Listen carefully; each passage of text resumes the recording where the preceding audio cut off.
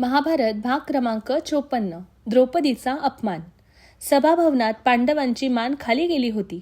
त्यांचा पराभव, त्यांची बेबसी आणि कौरवांचा दुष्ट विजय हे सर्व पाहून भीम संतापाने थरथरत होता. पण जुगाराच्या नियमांनी बांधलेले असल्याने पांडवांना काहीच करता येत नव्हते.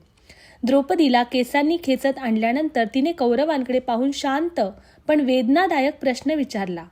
ज्याने स्वतःला हरवले आहे तो मला कसा काय हरवू शकतो? सभेतील कोणीही या प्रश्नाचे उत्तर देऊ शकले नाही.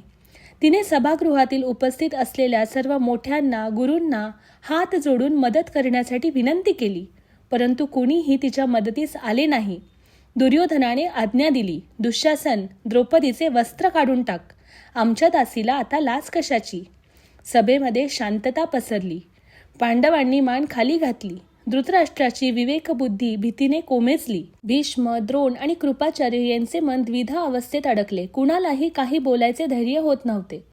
निराशेने ग्रासलेल्या द्रौपदीने हात जोडून कृष्णाला प्रार्थना केली, मधुसूदना, माझे रक्षण कर, माझ्या सन्मानाचे रक्षण कर. दुःशासनाने जोर लावून तिचे वस्त्र खेचण्यास सुरुवात केली, पण त्या क्षणी एक चमत्कार घडला. द्रौपदीच्या वस्त्राचा अंतच उरला नाही. तो अखंड धारा बनून वाहू लागला. जितके दुःशासन खेचत होता तितके नव्याने वस्त्र वाढत होते. थकून भागून तो जमिनीवर कोसळला.